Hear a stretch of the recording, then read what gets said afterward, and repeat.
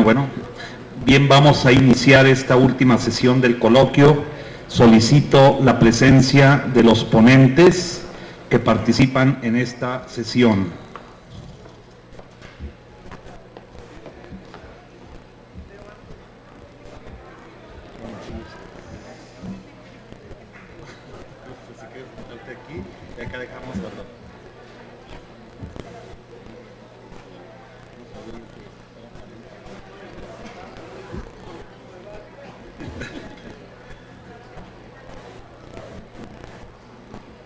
Toño, si quieres pásate acá para que no quede muy cargado, como quieras. ¿Ya te quieres sentar?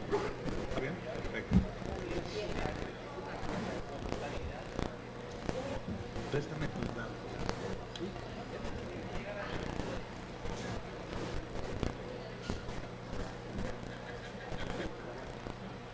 ¿Está bien? ¿No tiene nada que ver? Es mejor, ¿verdad?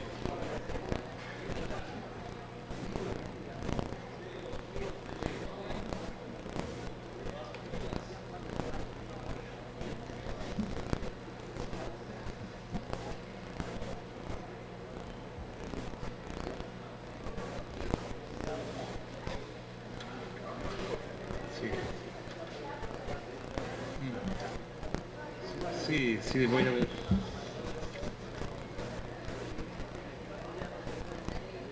Sí, pues está.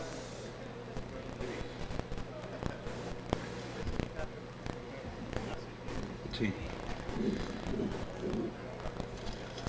Bien, muy buenos días a todos ustedes. Les doy la bienvenida a esta última sesión del coloquio a nombre del Instituto de Investigaciones Históricas de la Universidad Juárez del Estado de Durango, quien en coordinación con la Secretaría de Educación, Cultura y Deporte, por conducto de la Dirección de Asuntos Culturales, organizan este primer coloquio internacional Francisco Villa y la Revolución Mexicana en el Norte. Esta será la última sesión y tendremos la participación de los ponentes: maestro Cuauhtémoc Esparza, del Instituto de Investigaciones Históricas de la Universidad Autónoma de Zacatecas, del licenciado Antonio Arreola Valenzuela, por el Instituto de Investigaciones Históricas de la Universidad Juárez del Estado de Durango, y de la maestra Guadalupe Villa, por el Instituto de Investigaciones Dr. José María Luis Mora. Bien, me voy a permitir presentar en primer lugar a la maestra Guadalupe Villa, quien es historiadora, maestra en Historia por la Universidad Nacional Autónoma de México, investigadora de tiempo completo del Instituto de Investigaciones Dr. José María Luis Mora. Ha publicado diversos trabajos en coautoría, entre ellos Y nos fuimos a la Revolución, Chihuahua, textos de su historia, Chihuahua, una historia compartida. Ha sido investigadora del Instituto Nacional de Antropología e Historia y maestra de Ideología de la Revolución en la Universidad Nacional Autónoma de México. También participa en esta mesa el maestro Cuauhtémoc Esparza Sánchez, quien realizó estudios de licenciatura y maestría en la Universidad Nacional Autónoma de México, coordinador del Centro de Investigaciones Históricas de la Universidad Autónoma de Zacatecas, y el licenciado Antonio Arreola Valenzuela, quien tiene estudios profesionales realizados en la Escuela de Derecho de la Universidad Juárez del Estado de Durango, en la cual obtuvo el título de licenciado en Derecho. Realizó estudios, un curso sobre metodología de la investigación histórica, y en 1992 un diplomado en Ciencias Histórico-Sociales, también en la Universidad Juárez del Estado de Durango. Es investigador del Instituto de Investigaciones Históricas de la UJED a partir de 1992. Entre sus trabajos de investigación histórica tenemos la publicación en 1972 de su libro Juárez por los caminos de Durango. En 1979 la colección de leyes, decretos, reglamentos y acuerdos del Gobierno del Estado, 1974-1979 en 5 tomos. En 1979 publica la biografía ilustrada de Francisco Villa. En 1980, la Suma Duranguense, Historia, Valores, Cultura, en 2 tomos, en la cual participa como coautor. En 1982, Durango, de las Quebradas a los Llanos, monografía estatal que fue utilizado como libro de texto para el 6º año de primaria, editado por la SEP y reeditada hasta el año de 1991. En esta obra fue coautor. En 1985 publica Guía de los principales centros documentales de información bibliográfica y de fuentes históricas para la investigación científica, tecnológica y de ciencias sociales de la ciudad de Durango, editada por él Cebatis 110. En 1987 publica La Historia Mínima de Durango, edición del Instituto Nacional de Educación para Adultos, en la cual participa como coautor. En 1989, El Porfiriato en Durango, trabajo elaborado para la organización de la Sala del Porfiriato del Museo Regional de Historia de la Universidad Juárez del Estado de Durango y del Instituto Nacional de Antropología e Historia. Esto no es editado, pero es lo que sirve de guía para el museo. En 1991, publica el Diccionario Histórico y Biográfico de la Revolución Mexicana, participante en el capítulo de decretos y legislación emitida en Durango durante la Revolución. Esto aparece en el tomo 2. En 1991 también publica Orestes Pereira y la Revolución, apuntes biográficos, en una edición del Gobierno del Estado. Y en 1992 su más reciente publicación es Durango, más de un siglo sobre rieles, editada por el Gobierno del Estado y el Instituto de Investigaciones Históricas. Bien, pues estos son los participantes en esta última sesión del primer coloquio internacional Francisco Villa y la Revolución Mexicana en el Norte. Vamos a iniciar esta sesión con la participación del maestro Cuauhtémoc Esparza, quien dará lectura a su ponencia La toma de Zacatecas. Con ustedes, el maestro Cuauhtémoc Esparza.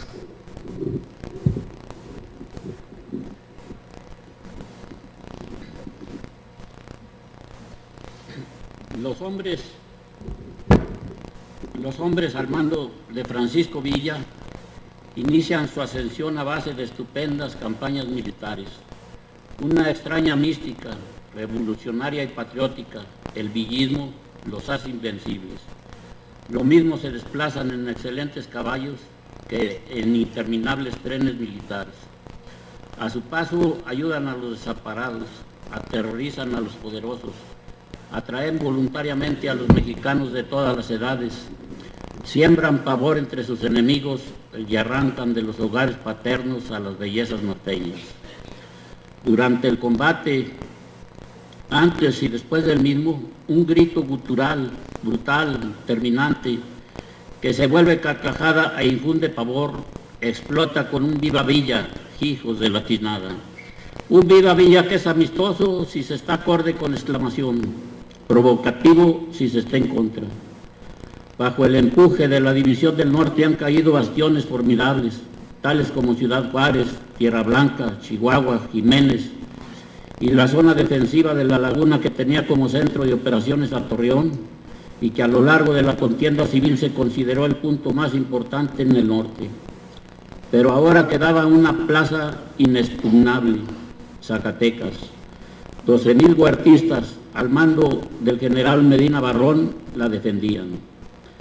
Los esfuerzos por los revolucionarios para apoderarse de la ciudad cristalizaron a mediados de 1913, pero pronto Pánfilo Natera, jefe de la División del Centro, y los suyos fueron desalojados de la misma por el general José Delgado.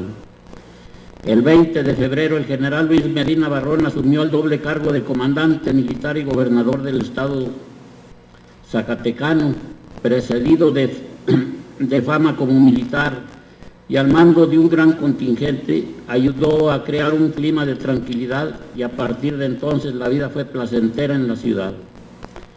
El temor de la guerra vació en ella tanta gente que no había casas de alquiler y al llegar la primavera de 1914 se vieron concurridas las mañanitas en la Alameda y las serenatas en la Plaza de Armas.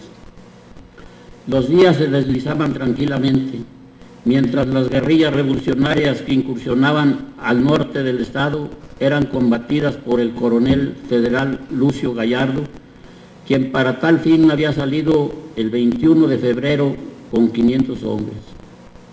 El 14 de mayo, Carranza llega a Sombrerete y aparte de bautizar con su nombre a un hijo de Natera, decidió que éste acrecentara su prestigio militar con miras a postergar a Villa y quizás por iniciativa de Natera, recordando que tiempo atrás pudo tomar la capital del estado, o bien, como se creyó, por designios del primer jefe, este resolvió que la división del centro, con auxilio de las fuerzas de Durango, atacara nuevamente Zacatecas, esta vez convertida en el más poderoso bastión del huertismo.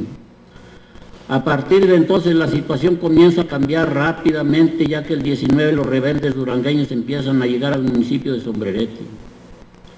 El 9 de junio, el presidente de la República ordena a Medina Barrón marcha a San Luis Potosí como jefe de cuerpo de ejército y entrega el mando de operaciones en Zacatecas al general de división Carlos García Hidalgo.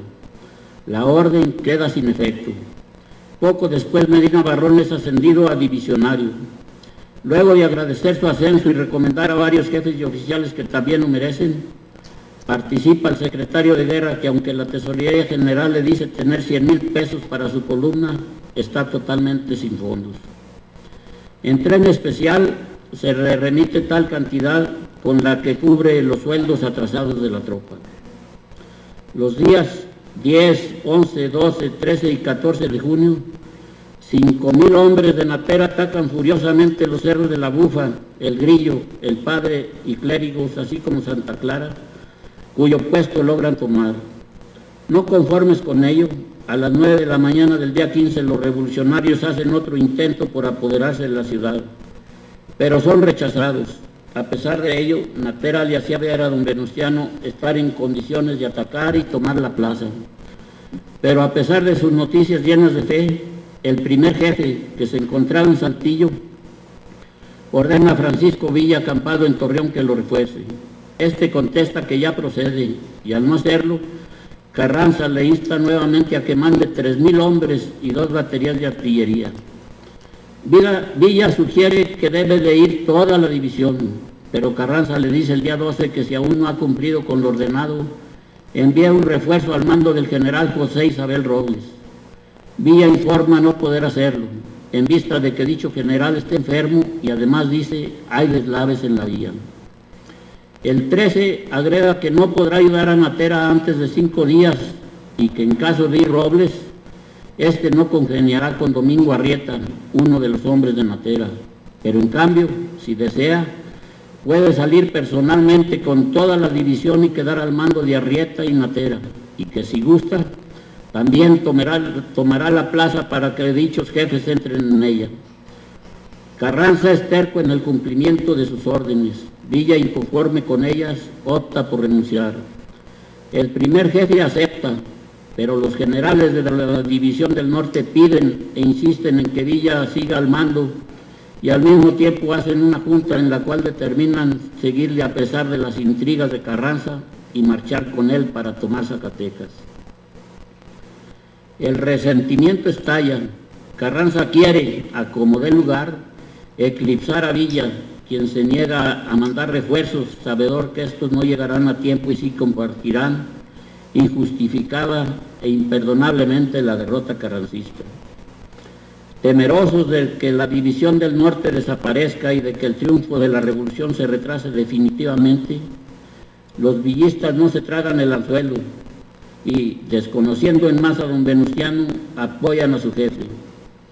Villa obedece el deber que le señalan sus hombres, el antiguo bandolero serrano que batió a los federales en la gesta de Torreón, está llamado a ser la carta decisiva en el triunfo de la revolución. Él cumple su destino sin tropezar, sin dudar un solo instante. Mientras esto ocurre en Saltillo y Torreón, el 11 de junio habían llegado a Zacatecas los batallones federales 89 y 90 al mando de los generales Juan G. Soberanes y Alberto Rodríguez Cerrillo, respectivamente. Días después y procedente de San Luis Potosí al mando de 4.600 hombres, Argumedo sorprende a Matera en Guadalupe y le infringe una derrota definitiva, ya que don Pánfilo, al huir en polvorosa, abandona a muchos de los suyos, así como buena cantidad de pertrechos, un automóvil y 4.000 cabezas de ganado. Poco después Argumedo entra a la capital del estado y sus tropas hacen subir los efectivos federales a un número cercano a los 10.000 hombres. En la capital había una población inusitada. La luz eléctrica se encendía solo unas cuantas horas por la noche para que el enemigo no orientara sus pasos, pues desde hacía más de un mes tenía rodeada la plaza a una distancia de menor de 60 kilómetros. Mientras esto ocurría en Zacatecas, la División del Norte es desplazada de Torreón a Calera. El 17 salió el grueso de la tropa. La artillería venía en 5 trenes, 4 para grupos y el 5.º para el Estado Mayor, el servicio sanitario, la proveeduría y los obreros. A las 8 de la mañana abandonó la estación el primer tren y cada uno de los demás 15 minutos después del anterior, pero el 5.º descarriló por el mal estado de la vía y no pudo partir sino hasta las 2 de la tarde. El viaje fue lento. Repetidas veces llovió sobre las tropas sin abrigo. Amanecía. Era el 19 cuando empezaron a llegar a Calera los villistas. En un convoy venían guerrilleros, cancioneros, fotógrafos, músicos, periodistas, cronistas, romanceros, juglares, prostitutas y cinematografistas. Por último, en un carro especial venía Sneire, alias El Cuarterón, reportero de la prensa asociada, agencia encargada de difundir por el mundo las hazañas del ejército villista. En su cotidiana vigilancia a la vía férrea que lleva a la frontera, sorpresivamente vieron los federales que hacia el fondo del valle de Calera parecía haber un incendio. Un oficial observó con sus binoculares. Era el humo despedido por las locomotoras de una hilera de trenes que se perdía en el horizonte rumbo a Fresnillo. La División del Norte estaba llegando. El soldado que salió a dar parte a Zacatecas regresó con la orden de levantar la vía entre dicha población y Pimienta, lo cual se hizo violentamente con ayuda de la tropa. Los días 19, 20 y 21, el general Felipe Ángeles, después de verificar un reconocimiento y dejar 5.000 hombres en reserva, distribuyó 15.000 alrededor de la ciudad, donde se habían hecho fuertes un militar técnico, como era Medina Barrón, y un soldado irregular, como lo fue Benjamín Argumedo. Según fuentes orales, resultaba impresionante mirar a los villistas marchar por las llanuras de Calera y Morelos y verlos después trepar con facilidad felina los macizos montañosos para dominar su objetivo desde las alturas. Hombres del rumbo de Tepehuanes y Nieves al mando de Arrieta y Natera, muchos de ellos en camisa y calzón blanco tocados con anchos y piramidales gorros de soyate, marchaban a la vanguardia. Altos laguneros con mitazas y sombreros de palma eran subordinados de Rosalío Hernández. Fronterizos curtidos por el viento del norte y el sol de la sierra, vestidos con uniformes del ejército americano cubiertos con tejana y muy bien pertrechados, eran dirigidos por José Trinidad Rodríguez. Allá va.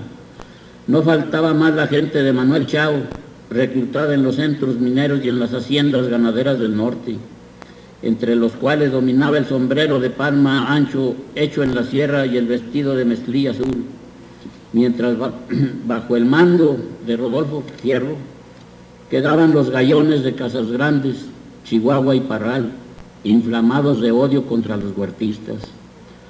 Mas de todo el ejército villista, el cuerpo de Dorados era el mejor equipado. Tomaban el nombre del brillo de sus cartucheras repletas de balas, iban provistos de todo y era la escolta selecta de Villa. Jamás daban la espalda, no conocían el miedo y sabían morir o triunfar sin aspavientos. De ahí que sus enemigos los tuvieran no como hombres, sino como bestias. Los huertistas tenían posiciones estratégicamente inmejorables y defendidas por lo más granado del Ejército Federal.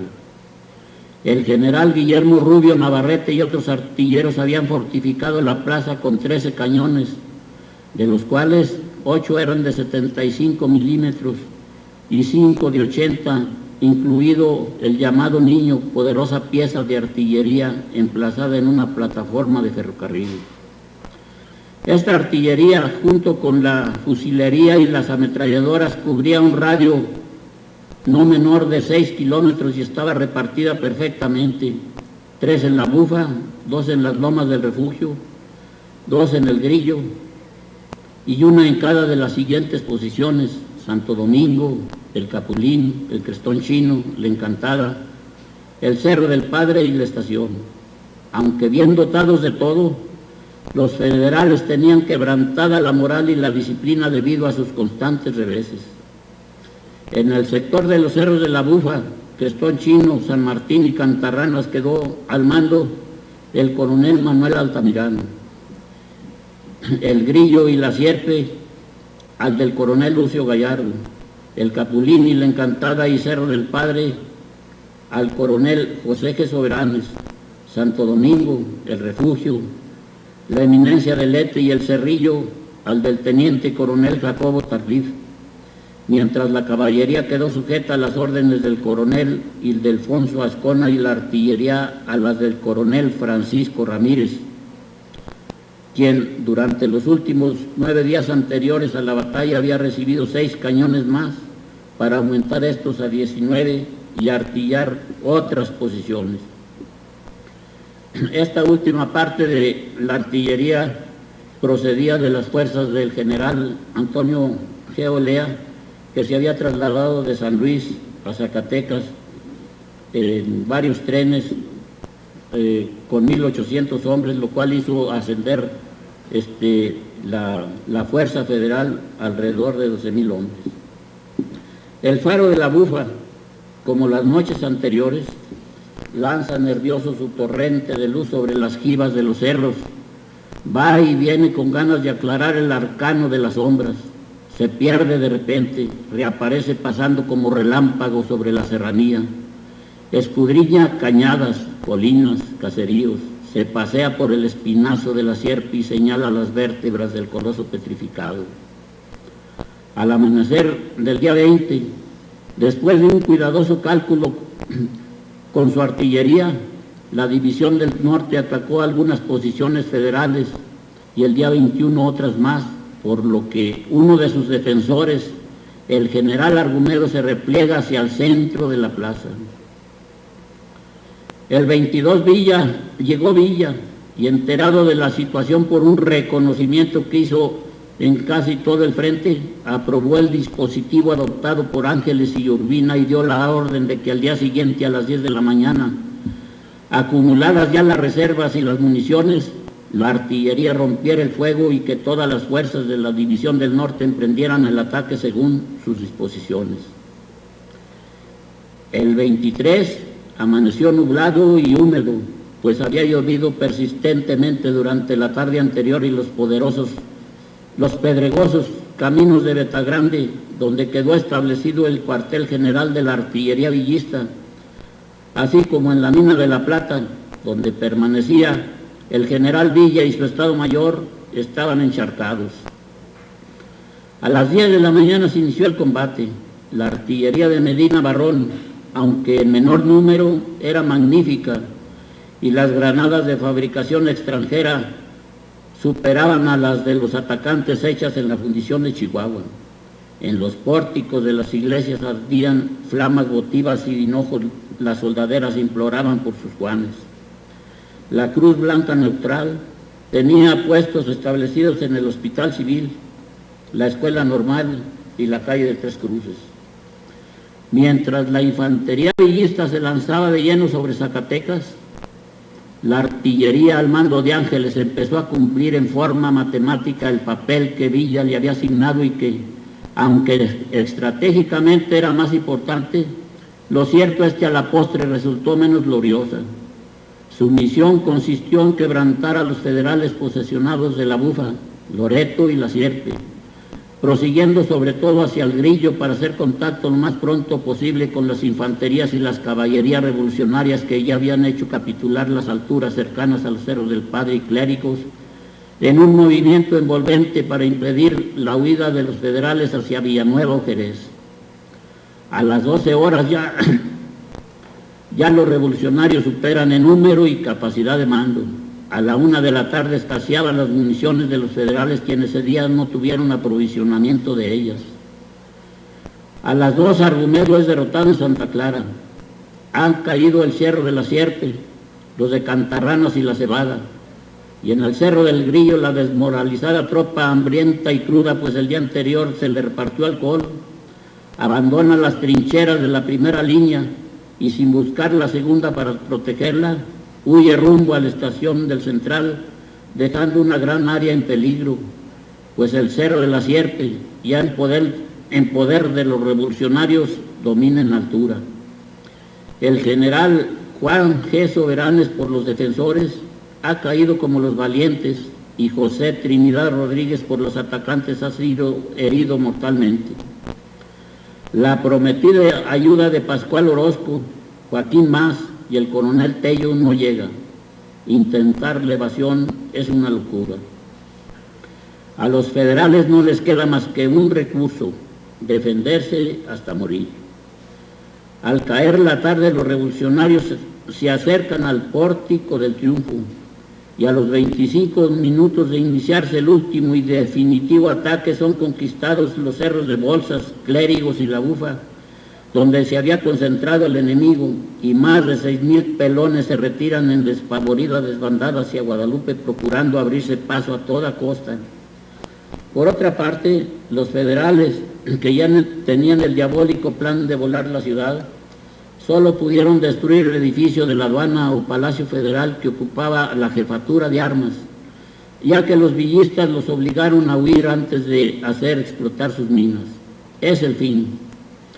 El vecindario atisba nerviosamente por las ventanas. Los oficiales huertistas llaman a las cerradas puertas ofreciendo puñados de billetes que al día siguiente no valdrán nada. Raro es quien accede a darles asilo, pues temen la venganza villista. En la cañada hacia Guadalupe, las ametralladoras de la División del Centro, que estaban listas para obstruir cualquier socorro procedente del sur, atrapan golosamente a cientos, a miles de jinetes que desconcertados tratan de reintegrarse a la ciudad, consiguiendo tan solo arremolinarse como borregos, erizados y enloquecidos de espanto al ser acribillados a tiros en espectacular carnicería. Y solo gracias a la entereza y bravura de Argumedo, poco más de 500 federales de suerte afortunada pudieron abrirse paso y escapar. Entre ellos iban el propio Medina Barrón, a quien su viuda cuenta que le mataron 8 caballos, tuvo que remudar 8 veces entre Zacatecas y Guadalupe. Juan N. Vázquez, Juan Guerra, Marcelo Carabeo, Antonio G. Olea y el propio Benjamín Argumedo, quien en las goteras de Guadalupe, debido a que le mataron su cabalgadura, cayó al suelo y a pesar de ir herido trepó de inmediato en anca sobre la bestia de su asistente y así logró salvar su vida. Sin embargo, otros generales de su misma investidura, pero nunca de su talla, que a la hora terrible del pánico se disfrazaban mal o se conformaban con arrancarse las charreteras, fueron sorprendidos y muertos sin piedad. La derrota federal estaba consumada. En la gloria opulenta del ocaso, los clarines revolucionarios se perciben claramente, dulcemente, a pesar de la metralla. Su orden es perentoria y saludable: cese el fuego, cese el fuego. Un asistente recibe una breve orden de Ángeles. Dile al general Villa que ya ganamos. Eran las 6 de la tarde. En un desfile interminable, los guerrilleros que entraron a saco por la epopeya cometieron miles de barbaridades. Hubo quienes ordenaron a sus subalternos llenar de leche o café los recipientes para lavados intestinales o vaginales y sostenerlos a cierta altura mientras los jefes segundones bebían por la cánula. Otros comían frijoles en floreros o tomaban caldo en copas champañeras. No pocos se ataviaron extravagantemente para recorrer la ciudad, adornando las copas de sus sombreros con las prendas íntimas de las señoritas y las señoras de la élite zacatecana. Unos llevaban sobre los pantalones corsés o ligueros, otros 2 o 3 mascadas femeninas atadas en lugar de paliacate. Algunos más lucían levitas y sombreros femeninos, otros chaquetines de charro y chisteras, borselinos o Stetson, en cuya toquilla lucían en vez de plumas de ave multicolores abanicos orientales, en fin, 1000 formas inimaginables para vestirse. La mayor parte vistió lo mejor que pudo a sus Juanitas, permanentes u ocasionales, para asistir con ellas al baile del festejo de la victoria en el vivac del barrio de Mexicapan y bailar al compás de la Adelita Tierra Blanca o el Caballo Mujino.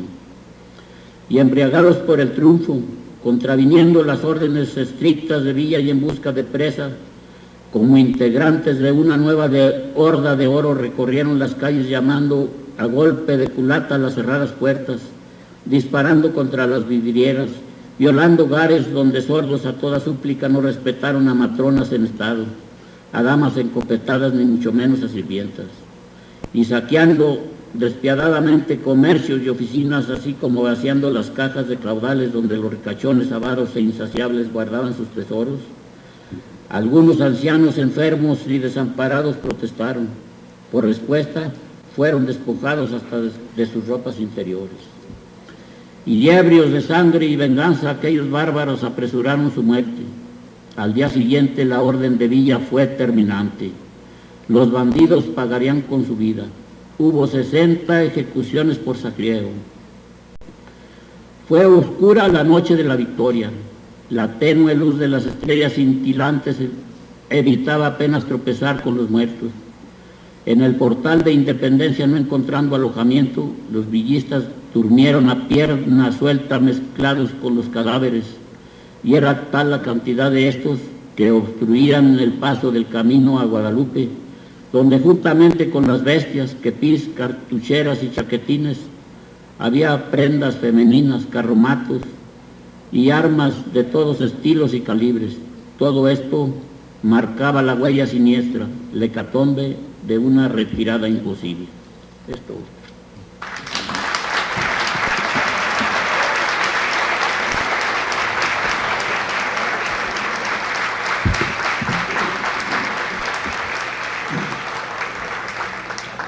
Muy bien, en su ponencia el maestro Esparza nos hace una crónica muy detallada de este evento que ciertamente fue espectacular porque significó la caída definitiva del gobierno espurio de Victoriano Huerta. Toma en la cual tuvo una participación decidida y definitiva el general Francisco Villa, y que se realizó pese a las instrucciones de Venustiano Carranza, en un momento en el cual el jefe de la División del Norte ya se encontraba bastante distanciado del primer jefe constitucionalista. Lo que es muy digno de tomarse en consideración en esta ponencia es precisamente la forma como recupera lo que no nos dice la historia, que analiza cuestiones muy generales y que deja de lado las cuestiones anecdóticas que enriquecen mucho estos momentos, porque realmente muchas de las cuestiones que se mencionan sucedieron en virtud de que era un pueblo que se levantaba indomable en contra de una opresión sistemática y permanente. ¿Qué quiere decir esto? Que necesariamente se desataron las pasiones. Y es esto lo que en su ponencia trata de rescatar el maestro Esparza, porque propone que precisamente se recuperen estos elementos que son muy importantes, parte de la cotidianidad de aquel tiempo y en una circunstancia y un momento histórico muy determinantes para que, en efecto, sin temor a exagerar, así hubieran sido las cosas. Bien, vamos a pasar enseguida con el siguiente ponente, es el licenciado Antonio Arriola Valenzuela, quien va a dar lectura a su ponencia, La legislación del villismo, importante contribución al derecho social en México. Con ustedes el licenciado Antonio Arriola Valenzuela.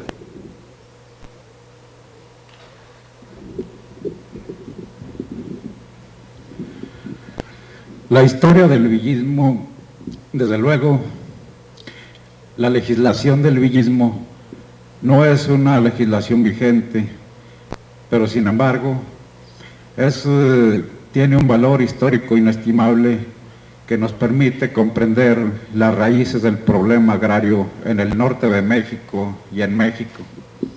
En este trabajo veremos algunos detalles al respecto.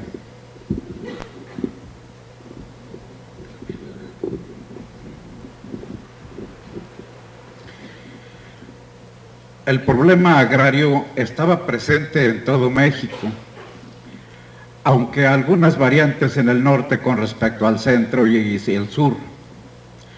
El centro siempre fue una región más poblada y pequeña que la del norte, donde no existían las grandes extensiones territoriales. Ahí predominaban las comunidades indígenas, las que se encontraban asentadas en una comprensión aún más pequeña en extensión que la del centro. En las zonas geográficas del centro y del sur, tuvo amplia aplicación la ley de desamortización de los bienes de corporaciones civiles y eclesiásticas, por ser abundantes tanto las propiedades del clero como las de las comunidades agrarias.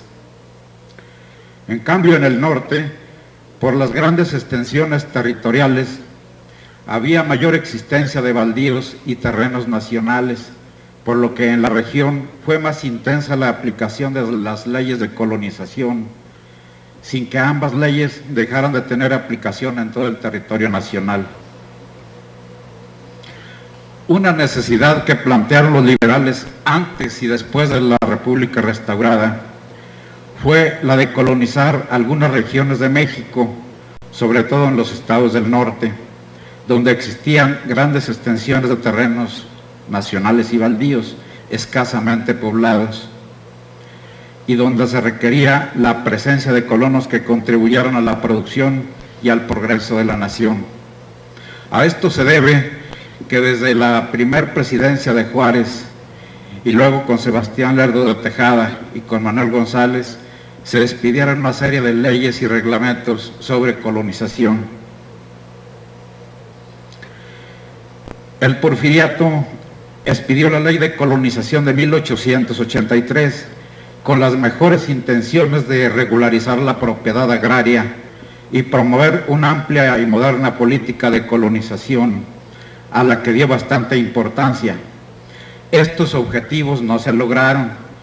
Las compañías deslindadoras encargadas de la medición y delimitación de las tierras no respondieron al propósito. Más bien sirvieron de medio para someter o cometer despojos en perjuicio de las comunidades y pequeñas propiedades, aparte de que contribuyeron al acrecentamiento de los latifundios y a la formación de nuevas y enormes extensiones territoriales.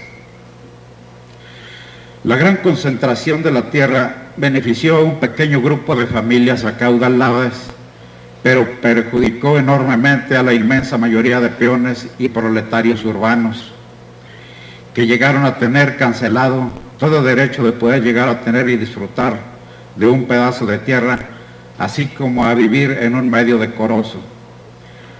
La gran concentración de la propiedad no solo se los impedía, sino que además era la causa de que hubiese disminuido la producción agrícola de subsistencia, maíz, frijol, chile y legumbres, que tradicionalmente cultivaban las comunidades agrarias y los rancheros, al grado de tener que hacerse importaciones.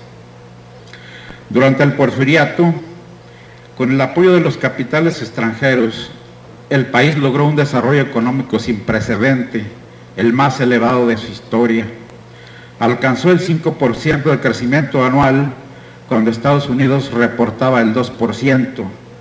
Un avance indiscutible, pero con una realidad contradictoria. Nuestra extensión geográfica estaba convertida en un país dependiente y en su vida interna se sufría un gran costo social. Dentro de las haciendas vivían los peones acasillados y fuera de ella los peones libres, trabajando de sol a sol en los ciclos agrícolas, percibiendo un salario exiguo de 25 centavos diarios, que al comprar a un precio tasado al doble, se reducía a 13 centavos. Y siempre sujeto a una deuda interminable en las tiendas de raya, que había por lo menos una en cada hacienda, explotación minera o instalación industrial. Para tener una idea de la composición social de ese entonces, el censo de población de 1910 es un claro indicativo. La clase media y alta eran un 16%, la clase proletaria urbana un 15% y la población rural un 69%. Si agregamos el porcentaje de la población rural con la proletaria urbana, tendremos que la inmensa cantidad de gentes pobres era el 84% de la población total del país. Las crisis locales, la miseria y la escasez de granos, los problemas con Estados Unidos, así como la crisis mundial cuya influencia empezó a manifestarse a principios del presente siglo, se constituyeron en un detonante que hizo estallar en 1910 una de las insurrecciones más grandes y violentas que se dieron en la historia, provocando la consecuente caída del general Porfirio Díaz. Entre los problemas torales del Porfiriato, el de la tierra fue el que más castigó a la gente pobre por las razones expuestas. Por ello, los revolucionarios, tanto del sur como del norte, trataron de resolverlo, no obstante los grandes obstáculos que anteponían las élites rurales y capitalinas.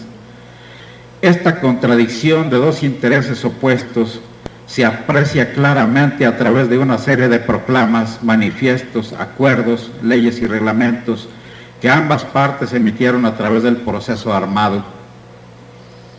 Así como el plan de Ayala llegó de inmediato al fondo del problema, planteando la restitución de tierras y la dotación de ejidos en razón a las circunstancias y causas a que dio lugar el abundante despojo de comunidades agrarias en la región del sur. En el norte, el villismo se centró en la pequeña propiedad agrícola como la mejor salida al problema de la gran concentración de la tierra. La idea del villismo fue la misma idea de los revolucionarios de otras latitudes del norte, precisamente por las realidades agrarias. Por ejemplo, el ingeniero Pastor Roa, al publicar en Durango el 3 de octubre de 1913 la primera ley agraria que se emitiera en el país, propuso la necesidad de la pequeña propiedad agrícola individual. Es lógico que los planteamientos se hicieran en torno a esta forma de unidad agrícola, porque para esas fechas no se hablaba del ejido, la idea no era generalizada, y aunque el plan de Ayala se contempló en base a las realidades comunales de la zona, fue hasta varios años después cuando se inició de lleno la formación del sistema ejidal. Los caudillos del norte y del sur pronto tropezaron en sus objetivos, primero Madero y después Carranza, como hombres del sistema porfirista, siempre estuvieron tratando de preservar, aún en plena revolución, las haciendas y la gran propiedad territorial. El punto clave de los levantamientos de Madero y Carranza contra Díaz fue político, mas no de orden social. En sus planes jamás trataron de disolver el sistema de haciendas y latifundios, como lo exigían los zapatistas y villistas. En la actividad política de ambos personajes había como trasfondo la afectación de intereses propios. Por ejemplo, la poderosa familia Madero había resultado perjudicada en sus grandes propiedades con la concesión del uso de aguas del río Nazas, que el Congreso Federal había otorgado a la Compañía Agricultora de Tlahualilo. Y por lo que toca a Venustiano Carranza, este pretendía ser gobernador de Coahuila, pero fue rechazado por el presidente Díaz. Tanto Madero como Carranza, dentro de sus aspiraciones políticas, aprovecharon la ya inconcebible reelección del dictador y la senectud del mismo. La familia Madero era una de las más acaudaladas del país, formada por hacendados en vías de convertirse en grandes industriales. Sembraban algodón y eran propietarios de fábricas textiles, cultivaban vides y elaboraban vino. La familia Madero fundó el primer banco que funcionó en el norte del país, extraían cobre de sus minas y administraban sus propias fundiciones, las que con el tiempo llegaron a convertirse en una importante industria mexicana. El plan de San Luis Potosí, lanzado por Madero, es muy claro. No va al fondo en cuanto a la necesidad social. A excepción del programa y del manifiesto del Partido Liberal, suscritos por los hermanos Flores Magón y otros revolucionarios, así como el plan de Ayala firmado por Emiliano Zapata, que contienen las primeras propuestas de disolución de los latifundios, la bandera de lucha de Madero, contenida en el plan de San Luis Potosí, es meramente de orden político, y en cuanto al problema agrario, plantea la restitución de las tierras a las comunidades que habían sido afectadas por las leyes de desamortización y de colonización, pero no propone la afectación de las grandes propiedades. Madero, siendo presidente de la República, fue constantemente cuestionado por los revolucionarios por no resolver el problema agrario. A las críticas, Madero reaccionó haciendo tajantes declaraciones en el periódico El Imparcial. Les decía a sus críticos que podían revisar el plan de San Luis Potosí y todos sus discursos, pronunciados antes y después de la Revolución, donde no encontrarían promesa alguna que no hubiere cumplido. Madero dijo esto: siempre he abogado por crear la pequeña propiedad, pero eso no quiere decir que se vaya a despojar de sus propiedades a ningún terrateniente. El mismo discurso que ustedes comentan, tomando únicamente una frase, explica cuáles son las ideas del gobierno, pero una cosa es crear la pequeña propiedad por medio del esfuerzo constante, y otra es repartir las grandes propiedades, lo cual nunca he pensado ni ofrecido en ninguno de mis discursos y proclamas. Precisamente por esta forma de pensar y actuar de Madero, no pocos caudillos se inconformaron. Uno de ellos fue Zapata, quien se vio obligado a lanzar el plan de Ayala. Otro caso fue el de Pascual Orozco, quien proclamó el plan de la empacadora, también contra Madero. Zapata tuvo que afrontar las embestidas de los generales que Madero envió para combatirlo, quienes constantemente arrasaron aldeas y pueblos de la región sureña. Madero pronto se encontró en una situación adversa. Por un lado, la inconformidad de los revolucionarios, y por la otra, el problema del petróleo, originado por la preferencia que desde los últimos años de Díaz se había dado a los británicos, política sostenida por Madero, lo que ocasionó la enemistad de los estadounidenses, quienes empezaron a hablar sobre la inoperancia de Madero. Las consecuencias graves, desde luego, fueron el golpe de Estado dado por Victoriano Huerta, así como el sacrificio del propio Madero y el vicepresidente Pino Suárez. Como reacción al golpe de Estado, surgiría el constitucionalismo abanderado por Venustiano Carranza. Carranza también perteneció a familias terratenientes, era buen conservador. Durante el porfiriato estuvo vinculado con los hacendados y con los grupos gobernantes.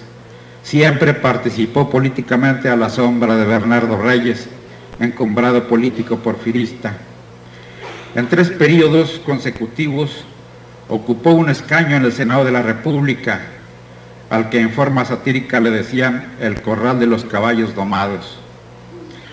Cuando Madero inició sus actividades electorales, Carranza lo desdeñó. En cambio, juró lealtad a Porfirio Díaz, a cambio de obtener la gubernatura de Coahuila, lo que no logró, pues Díaz lo rechazó. Luego apoyó a Madero y así fue como se convirtió en el gobernador de Coahuila. Carranza, apoyado por Jacinto Treviño, Lucio Blanco y otros liberales, lanzó el Plan de Guadalupe el 26 de marzo de 1913, estableciendo los principios por los cuales se rechazaba la usurpación de Victoriano Huerta, pero sin plantear el problema más candente, que era el agrario.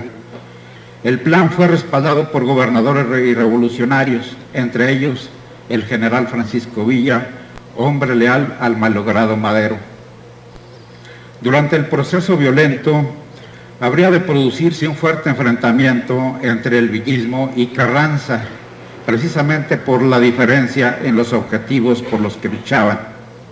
A partir de aquí, se producirán 2 corrientes político-ideológicas que se expresarán a través de importantes testimonios legislativos. Por un lado, estarán las élites rurales haciendo política a través de su vocero, el primer jefe del ejército constitucionalista, tratando de preservar el sistema gubernamental del porfiriato, basado en las haciendas y en la gran propiedad.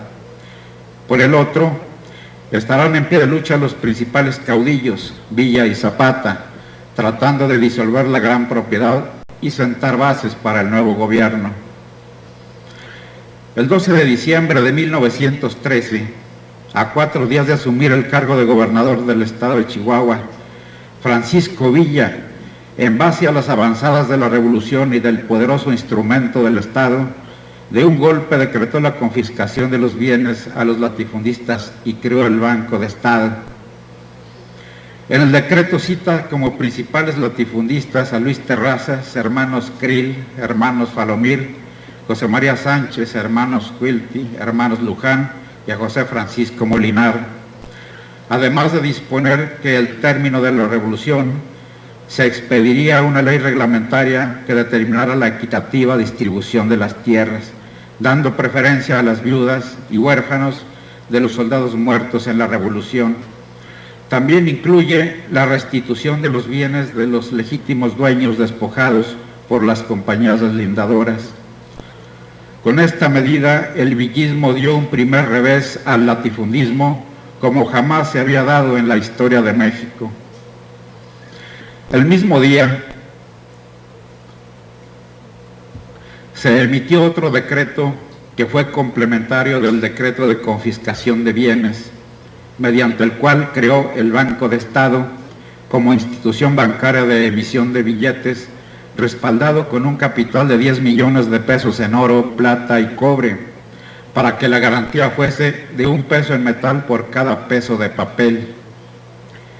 Durante el porfiriato, en base a las inversiones extranjeras, se había montado un sistema bancario muy importante y amplio.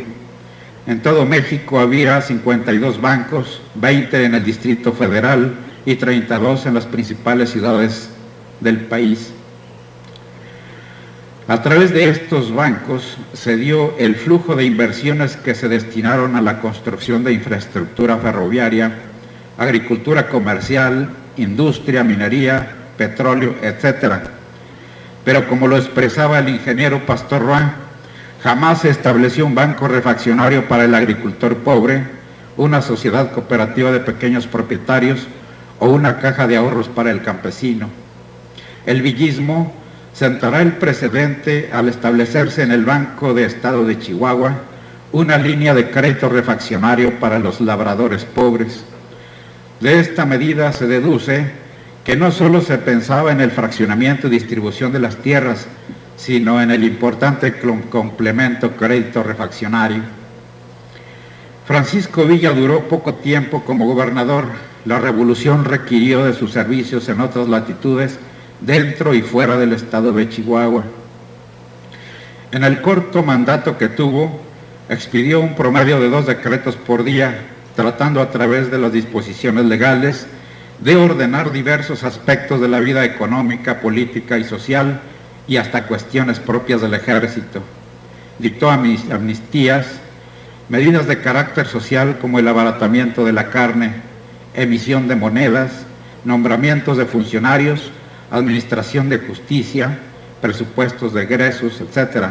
Toda la tarea legislativa de un mandatario estatal. 1914 fue el año de las grandes acciones de guerra de la División del Norte. Villa, dentro de ese volcán de acontecimientos, continuó empeñado en resolver el problema agrario del estado de Chihuahua. Después, su interés estaría ubicado en el plano federal. La cuestión agraria en el estado de Chihuahua se fue resolviendo con los mejores apoyos de ingeniería, jurídicos y técnicos con que contó el villismo. Para el efecto, el general Díaz había integrado una comisión técnica para que se encargara del problema, nombrando como responsable al ingeniero Manuel Bonilla, exministro de Comunicaciones y Fomento en el gobierno de Madero. La comisión acordó la adquisición de todas las tierras del estado de Chihuahua, revisó minuciosamente los títulos y delineó un proyecto para la expropiación y su división. En base a los estudios, se elaboraron varios proyectos legislativos: ley sobre expropiación, ley agraria del estado de Chihuahua, ley sobre deuda agraria, ley de aparcería rural, ley para el revalúo de las propiedades raíz rústica y ley sobre el patrimonio de familia. Dentro de este objetivo confiscatorio, el villismo no incluyó las propiedades de los ciudadanos norteamericanos, las que fueron respetadas en todo momento. La exclusión puede haberse tomado como medida estratégica para no tener dificultades con el gobierno vecino, de donde se proveían del armamento que les era indispensable. Después del triunfo de Zacatecas, se acrecentó el distanciamiento entre Carranza y la División del Norte. Carranza se había mostrado intransigente, no perdonaba la desobediencia del general Villa de haber trasladado sin autorización toda la División del Norte a Zacatecas, no obstante que el triunfo obtenido era merecedor de las más grandes felicitaciones. Se buscó la forma de zanjar el problema, celebrándose las conferencias de Torreón a propuesta de la División del Noreste, a las que asistieron representantes de esta y del general Villa. La División del Norte estuvo representada por el doctor Miguel Silva, ingeniero Manuel Bonilla y el general José Isabel Robles. La División del Noreste quedó representada por los generales Antonio I. Villarreal, Cesario L. Castro y Luis Caballero. Tuvieron lugar del 4 al 8 de julio de 1914. Los puntos acordados referentes a la política general y de manejo de los asuntos militares fueron aprobados por unanimidad. Entre otras cosas, la División del Norte reconocía y reiteraba su adhesión a Carranza. En estos acuerdos se incluyó un punto, el número 8, que es importante porque para Carranza será el discordante. En el referido punto 8, las divisiones del norte y del noreste se comprometían a procurar el bienestar de los obreros y a emancipar económicamente a los campesinos, haciendo una distribución equitativa de la tierra y, en general, a solucionar el problema agrario. Terminadas las conferencias, los resultados se le hicieron llegar a Carranza, quien analizó los puntos uno por uno, dando su aprobación, excepto el correspondiente al número 8. De este punto asentó lo siguiente: respecto a la cláusula octava que se aprobó en las conferencias, debo expresar que los asuntos emitidos en ella son ajenos al incidente que motivó las conferencias. Es decir, Carranza eludió con toda claridad el problema, no quiso aceptar las reformas que demandaba la revolución, declarando sencillamente que era un asunto ajeno a la motivación de las conferencias. Había problemas graves dentro del movimiento revolucionario triunfante. Debido a esto, El 1 de octubre de 1914 se reunió la Convención Revolucionaria con el objeto de unificar el criterio de los diferentes caudillos y determinar las bases para el nuevo gobierno. La convención inició sus trabajos en la Ciudad de México y luego los continuó en Aguascalientes, donde se tomaron, entre otros puntos, los acuerdos de cesar a Carranza en sus cargos y al general Villa como jefe de la División del Norte. Estos acuerdos fueron respaldados por Villa y Zapata, pero rechazados por Carranza. Al producirse este rechazo, los convencionistas nombraron al general Villa como jefe del ejército de la soberana Convención Revolucionaria. Por su parte, Carranza se trasladó a Veracruz, donde designó a Obregón como jefe del ejército constitucionalista. Dos gobiernos existían en el territorio nacional, el constitucionalista en Veracruz y el convencionista en la Ciudad de México. Esta fractura dentro de las fuerzas revolucionarias habrá de originar nuevos enfrentamientos. Las propuestas hechas por los revolucionarios, basadas en las necesidades, realidades y contrastes de la sociedad porfiriana, así como la fractura surgida entre los revolucionarios y el empuje ideológico de los convencionistas, obligaron a Carranza a cambiar la orientación de sus objetivos políticos. Las adiciones al Plan de Guadalupe del 12 de marzo de 1914 y la Ley de Enero de 1915, cuyo autor del borrador fue Luis Cabrera, contienen un nuevo discurso en el que se acepta y se plantea el problema agrario, no solo en la restitución de las tierras de los pueblos. En las adiciones del Plan de Guadalupe, además, se plantea la disolución de los latifundios. El villismo, con su particular forma de ver el problema económico, político y social, trabajaba para contribuir en las bases del nuevo gobierno. A partir de estas ideas, el general Francisco Villa, como comandante en jefe del ejército de la Convención, emitió 4 decretos consecutivos. Uno, el 2 de febrero de 1915, mediante el cual asumía la autoridad política de la zona ocupada por las fuerzas convencionistas y creaba 3 departamentos para el trámite de los negocios públicos: Relaciones y Justicia, Gobernación y Comunicaciones y Hacienda y Fomento, designando para el primer departamento al licenciado Miguel Díaz Lombardo y de Hacienda y Fomento al general Luis de la Garza. El 22 de febrero emitiría otro decreto declarando Día de Luto Nacional el 22 de febrero, segundo aniversario del sacrificio de Madero, y el 7 de mayo otro decreto más, estableciendo que mientras no se expidiera una ley de amnistía, era imprescriptible la responsabilidad penal y civil de los autores de delitos cometidos contra el gobierno del presidente Madero.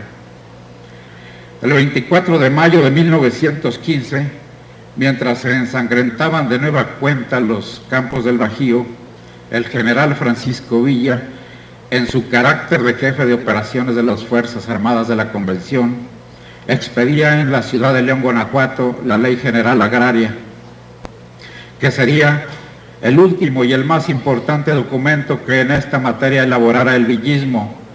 Explica el pensamiento de los revolucionarios del norte, pues reproduce y precisa conceptos y principios que los villistas habían planteado en los diversos decretos anteriores. Los objetivos básicos de esta ley pueden resumirse en los siguientes puntos. Se llevaría a cabo el fraccionamiento de las grandes propiedades territoriales. Los estados serían los facultados para fijar la extensión máxima a cada dueño.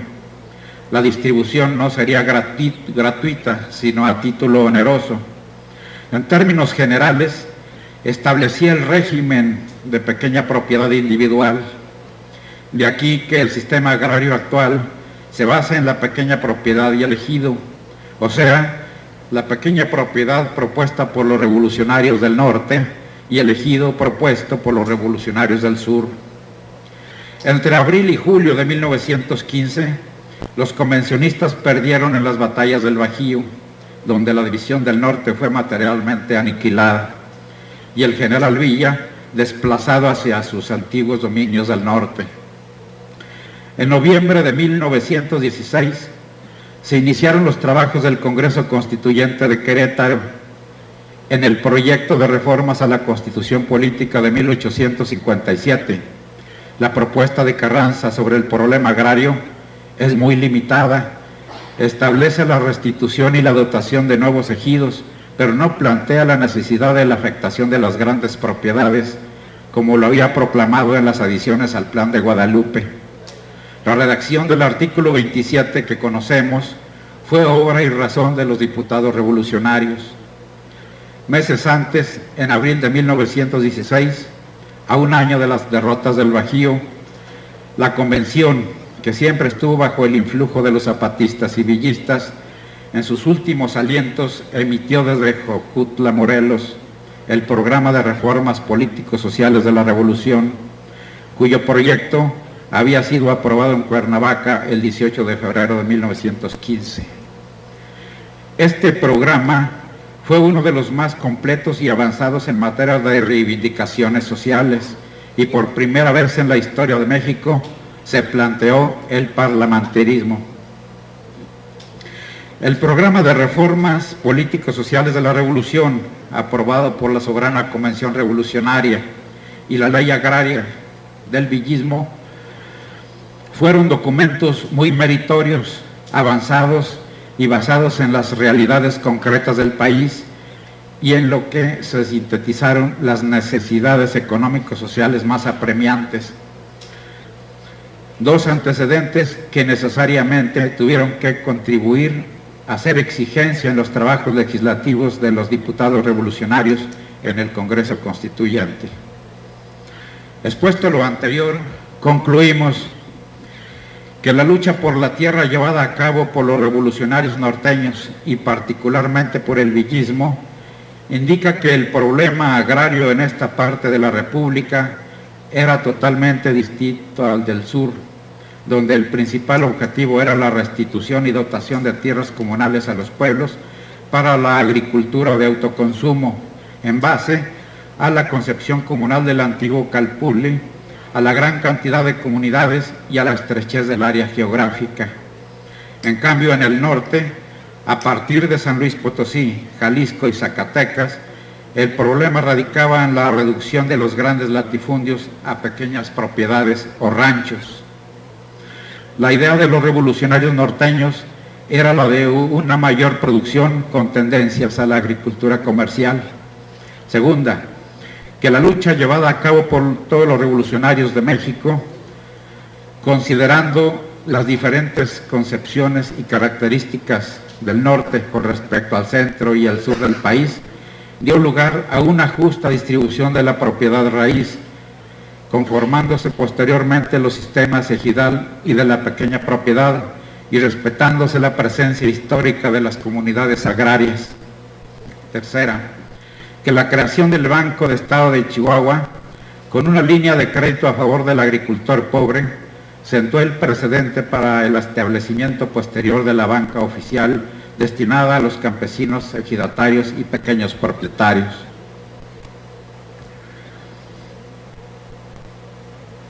Cuarta, que no pocos componentes de aquella generación de peones degradados por la sociedad porfiriana a condiciones de miseria, ignorancia y frustración, tomaron por necesidad el camino menos indicado pero justificado, el del bandolerismo, que Doroteo Arango, mezcla de bandolero, justiciero, guerrero, político y militar, no tuvo la ignorancia atribuida por la falta de escuela, sus conocimientos militares, políticos, sociales y revolucionarios fueron amplios y meritorios, adquiridos en la práctica y en una de las mejores escuelas, la de la vida.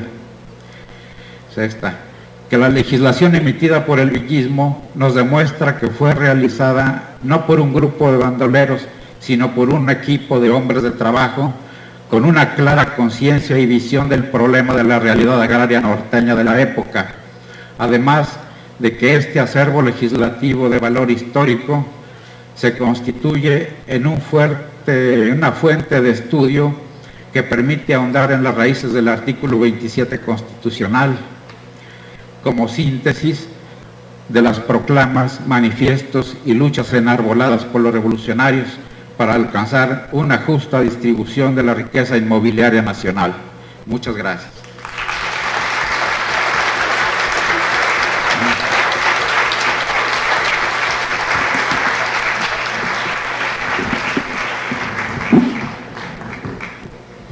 Bien, esta ha sido la participación del licenciado Antonio Arriola Valenzuela, quien en su ponencia rescata la importancia que tiene en el proceso histórico el aspecto jurídico. Precisamente por el dinamismo, en el dinamismo de las leyes se ve reflejado también el dinamismo del proceso social, y no hay que perder de vista que si no es por la lucha de estos grupos representantes de las aspiraciones populares y sus trabajos de legislación, que no se hubiera dado en el sentido social que tiene o que tuvo el artículo 27 constitucional. Tampoco se hubiera legislado para beneficio social en algunos otros aspectos, como el educativo, porque precisamente no fueron los grupos populares, y esto lo hemos venido corroborando a lo largo de la participación de los distintos ponentes, no fueron los grupos representantes de las aspiraciones populares quienes triunfaron en esta lucha. Únicamente a través de su participación, de su presión, de su conocimiento de las necesidades reales del pueblo, fue posible que quienes se encumbraron en el poder, que no fueron precisamente sus representantes, tomaran en cuenta estas participaciones para legislar a favor de las clases populares. Muy importante la contribución del licenciado Arriola en el sentido de que rescata este aspecto determinante de la vida social. Bien, tenemos ahora la participación de la maestra Guadalupe Villa, quien va a dar lectura a su trabajo titulado De cómo Villa concibió su historia, una aproximación a sus memorias. Bien, con ustedes la maestra Guadalupe Villa. Sí. Bien, antes de dar principio al fin, quiero expresar de manera especial mi agradecimiento a quienes hicieron posible este primer coloquio internacional Francisco Villa y la Revolución Mexicana en el Norte. A la Universidad Juárez del Estado de Durango, al Instituto de Investigaciones Históricas, a la Secretaría de Educación, Cultura y Deporte del Estado y a la Dirección de Asuntos Culturales, sin cuya participación este evento difícilmente se habría realizado. Pero pecaría yo de formal si no hablara en concreto de la dura labor desempeñada por Miguel Vallebueno y Mauricio Yen, apoyados desde luego por Norma y Elvira, para que este evento resultara como resultó, impecablemente organizado. Gracias a Jorge, a Gloria, a Lorena, a los Carrión por su amistad, a María de la Luz, a la maestra Gallegos y a Ana María por su amistad también, y a todos ustedes en conjunto por su espléndida hospitalidad y por compartir sus conocimientos con nosotros. De cómo Villa concibió su historia. El género autobiográfico como fuente documental constituye un valioso testimonio de primera mano, a pesar de las limitaciones que presenta la versión unilateral del individuo que transmite deliberadamente su información. La introspección es un ejercicio memorístico que actúa como ordenador de la conciencia y en consecuencia tiende a reconstruir el ayer entre verdades y ficciones. ¿Qué motiva a los hombres públicos a dejar testimonio de su vida? Las razones pueden ser múltiples. Sin embargo, destaca la necesidad de justificar su actuación en sucesos que atañen a su directa participación en los acontecimientos que narra. Francisco Villa no fue la excepción de la regla, y Cabrillo, que además ideó y fabricó su propia historia, convirtiéndola razonadamente en un enigma, tanto así que a 71 años de su muerte hay aspectos de su vida que aún causan intriga y confusión. ¿Qué impulsó a Francisco Villa a dejar testimonio de su vida y de su actuación revolucionaria? Muy probablemente una necesidad de dar validez a su posición frente a la historia, justificar su pasado y forjar su propia leyenda. Villa fue un hombre que comprendió el momento histórico que le tocó vivir y el trascendental papel que jugó. Consciente de ello, se preocupó por dictar sus memorias a Manuel Bauch Alcalde primero y a Miguel Trillo después, aunque por desgracia ambos escritos quedaron prácticamente en calidad de borradores, sin haber sido dados a conocer públicamente en su totalidad. Bauch Alcalde era coronel del Ejército Constitucionalista, incorporado a la Brigada Benito Juárez de la División del Norte bajo el mando del general Manuel Chao. Además era crítico de arte y periodista. Fue durante breve tiempo director del periódico villista Vida Nueva, órgano político y de información editado en la ciudad de Chihuahua. Al sobrevenir la escisión revolucionaria, permaneció al lado de Carranza, quien lo comisionó para el desempeño de una misión diplomática en Italia primero y en Berlín después. Luis Aguirre Benavides, en sus memorias, cita a la gente que se reunió con Villa en diciembre de 1913, luego de su entrada a Chihuahua. Cito: llegó también el periodista Manuel Bauch Alcalde, a quien Villa comisionó para que publicara un periódico. Mientras estuvo en Chihuahua, me consta que por algún tiempo se encerraba con él a contarle episodios de su vida desde su niñez, que Bauch escribía y tituló Memorias de Francisco Villa. Bauch empezó a recoger las memorias de Villa el 27 de febrero de 1914, reuniendo un material que va de 1894 hasta noviembre de 1913, poco después de haber tomado Ciudad Juárez por sorpresa. Las memorias se encuentran divididas en 3 épocas. La primera abarca de 1894 a 1910, cuando Doroteo Arango trabajaba como mediero en el rancho Gogojito, fracción de la hacienda de Santa Isabel de Berros, municipio de Canatlán, en el estado de Durango, hasta su incorporación con Abraham González y Francisco I. Madero. La segunda época va de 1910 a 1911 y comprende la toma de Ciudad Juárez y su primer retiro a la vida privada. La tercera se inicia en 1912, año de la llamada reacción criste-racista. Villa deja su negocio como comerciante en carnes de abasto y se reincorpora a la lucha armada para combatir a Orozco. Prácticamente se puede decir que las memorias estaban completas hasta entonces. Sin embargo, el escrito no siguió su curso debido en primer lugar a que el año 1914 fue particularmente agitado para el general Villa. La toma de Zacatecas el 23 de junio y la Convención Revolucionaria en octubre ocuparon su atención, pero además Bauch se alejó de Villa. Los 5 cuadernos que integran el manuscrito contienen ciertas reflexiones de Manuel Bauch Alcalde acerca de Villa, el movimiento revolucionario y el porfirismo. En el prólogo se señalan los motivos que tuvo Villa para que se conociera su historia. Y esto a mí es lo que me parece más importante. O sea, ¿por qué un hombre decide escribir? ¿Por qué justifica? ¿Por qué aclara? Y es muy importante, esto no se conoce ni en las memorias de Francisco Villa publicadas por Martín Luis Guzmán. Martín Luis ignoró esta parte, ni en el libro de Ramón Puente, Vida de Villa contada por él mismo, hacen referencia a esto. Cito: recibí estas confidencias que doy a la publicidad como un documento de rara autenticidad y en el que sin falsos escrúpulos ni detonantes elogios veréis desfilar los rasgos más sobresalientes y más íntimos, más dolorosos y más brillantes de la intensa, agitada, tormentosa y triunfal vida de uno de los más admirables paladines de nuestro pueblo sufriente y suspirante. Sí, me dijo el victorioso general Villa, que se conozca mi historia, toda mi historia, con todos sus sufrimientos, con todas sus luchas, con todas sus miserias, con toda la sangre que me vi forzado a derramar, con todas las injusticias que me vi precisado a combatir, con todas las agresiones que me vi precisado a repeler y todas las infamias que hube de castigar. Que se conozca todo mi pasado, aquel pasado que mis enemigos han esgrimido contra mí, pretendiendo asfixiarme con la polvareda de mis dolorosas hazañas de otras épocas, y aturdirme con los dicterios más crueles y las punzaduras más venenosas.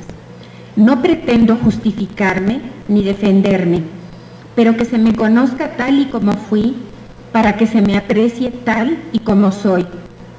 Un hombre que, nacido de la clase más ultrajada y más sufrida de nuestro pueblo, de la peonada que fecunda la tierra con su sudor y con su sangre y con sus lágrimas, supe rebelarme contra esa esclavitud brutal de nuestra sociedad egoísta y de nuestras costumbres corruptoras, y desarrollando todas mis energías y reanimando todas mis esperanzas y fortaleciendo todas mis aspiraciones de libertad y de justicia, he venido a ofrecerlas en toda su madurez a la causa nobilísima de mi patria y de mi pueblo.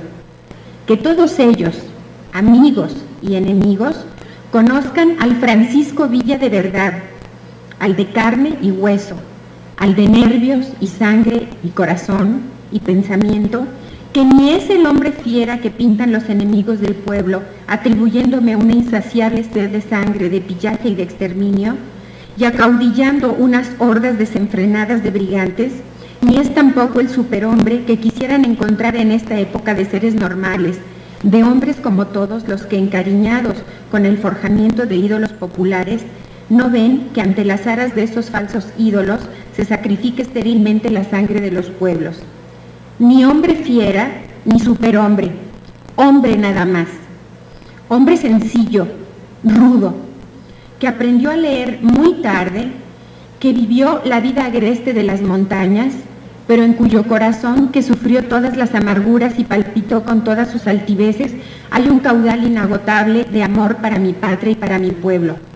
Patriota sincero y compañero leal, esos son los títulos que sí reclamo, porque me pertenecen, porque he sabido conquistarlos al precio de mi sangre y de mis constantes esfuerzos. Es bellísimo. Como puede apreciarse, Baucha Alcalde le dio elegancia y elocuencia al lenguaje llano y sencillo que debió haber tenido Villa. Ahora bien, lo que me interesa a mí destacar es esta primera etapa de las memorias, las que van desde el nacimiento de Villa, digamos, hasta 1910, porque son las que encierran más desconocimiento y polémica. Doroteo Arango era hijo de Agustín Arango y Micaela Arámbula. Él cuenta que su padre era hijo natural de Jesús Villa y que debido a esta circunstancia ostentaba el apellido materno. Dice también que cuando se convirtió en proscrito, para despistar a sus persecutores, cambió su nombre y adoptó el apellido que le hubiera correspondido, Villa. Respecto al nombre de Francisco, no dice nada. Quizá juzgó era mucho más popular que el propio. Y cito una parte de las memorias. Como yo tenía noticia de cuál era el verdadero apellido que debía haber llevado mi padre, en vez de ocultarme bajo otro nombre cualquiera, cambié el de Doroteo Arango, que hasta entonces había llevado, por este de Francisco Villa, que ahora tengo y que estimo como más mío. Pancho Villa empezaron a nombrarme todos, y casi solo por Pancho Villa se me conoce en la fecha de hoy. Otra versión del mismo hecho es que tras la proscripción, Arango fue amparado por un bandido. Unos lo hacen zacatecano, otros lo hacen oaxaqueño y otro más duranguense, llamado Francisco Villa, con el que mantuvo una estrecha relación afectiva de padre e hijo y que a la muerte de este, aquel adoptó su nombre. Respecto a la primera versión, a la del apellido Villa, y gracias a la tenaz labor del señor Carlos Estrada en los archivos parroquiales de San Juan del Río, hoy sabemos que Doroteo Arango no dijo la verdad. No existe, al menos hasta donde ha llegado la búsqueda, un solo Villa entre los ascendientes. Por lo que toca a la segunda versión, encontré lo siguiente. En el periódico oficial del gobierno del estado de Durango del año de 1884, cuando Doroteo Arango apenas tenía 6 años de edad, en los reportes de los desahogos del Poder Judicial se lee, cito: se indulta al reo Francisco Villa por el tiempo que le falta para cumplir su condena. Es decir, efectivamente existe un individuo con ese nombre y además tiene asuntos con la justicia, aunque ignoramos de qué tipo. Muy probablemente no eran tan graves, puesto que lo indultan. ¿Qué edad tendría este Francisco Villa y cuánto tiempo vivió? ¿Pudo Doroteo, llegada a su juventud, relacionarse con él? Es muy probable que sí. Un año antes, en 1883, el teniente de gendarmes Laureano González informaba al jefe municipal de Canatlán que, cito, se levantaron en armas como bandoleros los hermanos Parra, acompañando a la gavilla de Heraclio Bernal. Doroteo Arango narra sus andanzas con Ignacio Parra, a quien se vinculó 11 años después del informe de González. El siguiente enigma tiene que ver con la proscripción de Doroteo Arango. En el relato que él mismo refiere a Bauche y en la transmisión oral que atañe a la historia familiar, se da por cierto que Doroteo hirió, que no mató, al hacendado que sin fortuna pretendió abusar de su hermana. Siempre tuve la impresión de que este episodio era sin lugar a dudas demasiado romántico. Estamos además en este periodo en una época romántica. Ahora, gracias al magnífico libro de Aurelio de los Reyes, el libro se llama Con Villa en México, testimonios de camarógrafos norteamericanos en la Revolución, puedo constatar que no estaba yo alejada de la verdad. La obra de Aurelio de los Reyes destaca la preferencia que los camarógrafos y fotógrafos tuvieron por Villa, al tiempo que nos presenta la gran habilidad que el general tenía para hacerse publicidad. Y encontró que su campaña militar desde la toma de Ojinaga hasta la caída de Torreón está minuciosamente inventariada. En parte, una de las razones por las que así sucedió es que el material fílmico sobre la Revolución se proyectaba en salas cinematográficas norteamericanas. El documental intitulado Del estrellato a la caída se efectuó en cientos de metros de película y muchas de estas imágenes fueron difundidas por noticiarios que daban cuenta de los acontecimientos mexicanos. La Mutual Film Corporation propuso a Villa filmar una película de corte biográfico con el título La vida del general Villa. Justamente fue en 1914 cuando se inició dicho proyecto. El actor norteamericano Raoul Walsh vino a nuestro país para interpretar el papel de Villa joven. Muchos años después, el actor relató con detenimiento dicha experiencia en sus memorias que fueron publicadas en 1974. Villa se daba tiempo para realizar las escenas que le pedía el director del filme y según parece el argumento de la película fue tomado de las narraciones autobiográficas que Villa contaba a los periodistas que lo entrevistaban. Muy probablemente, señala Aurelio de los Reyes, el argumento se extrajo de los relatos que publicaron los diarios neoyorquinos The Sun y The World. En este último, el autor del artículo era John Reed. Como muchos de ustedes saben, Reed viajó a nuestro país como corresponsal de guerra y escribió reportajes sobre Villa y la División del Norte para diversos medios. Considero que las entrevistas de este y otros periodistas le revelaron al general el potencial de la propaganda. El propio órgano de difusión del villismo en Chihuahua, el periódico Vida Nueva, es la mejor prueba de mi aseveración. Quien lo analice con detenimiento comprobará la cantidad de falsedades que ahí se publicaron, sobre todo en lo relativo al derrotero de la lucha, cuando ya se presagiaba el derrumbe de la División del Norte. Muy probablemente fue una maniobra para mantener en alto el espíritu de su principal base de apoyo social y económico. Villa, dice de los Reyes, parecía engolosinarse consigo mismo y teñía su pasado de romanticismo, dando diferentes versiones de los mismos hechos. Y cita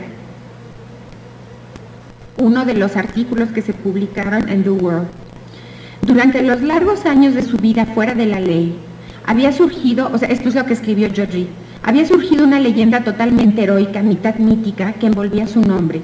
Las huestes que lo acompañaban cantaban de noche alrededor de las fogatas canciones interminables sobre los hechos románticos de Pancho Villa, el amigo de los pobres.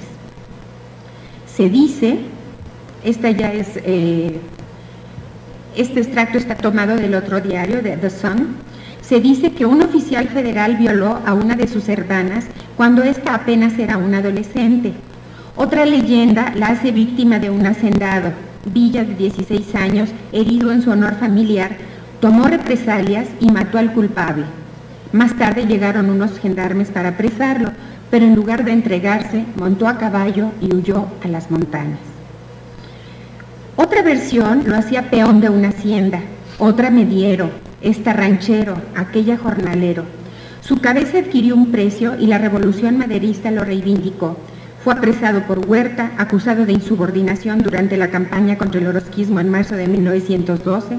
Fue remitido a la prisión militar de Tlatelolco, de donde se fugó, huyó a los Estados Unidos, vivió cerca de la frontera. Después del asesinato de Madero se internó al país e inició una campaña exitosa contra Huerta que lo elevó a cumbres no soñadas de popularidad. Se cierra el texto. El argumentista de la película, La vida del general Villa, señala de los Reyes, tomó la idea de un villa ranchero cuya familia poseía suficientes tierras para mantenerse, y cita nuevamente parte del argumento. Cierto día, la tropa federal, o sea, este es el argumento ya de la película, acampó cerca de su casa y 2 oficiales trabaron relaciones amorosas con sus hermanas.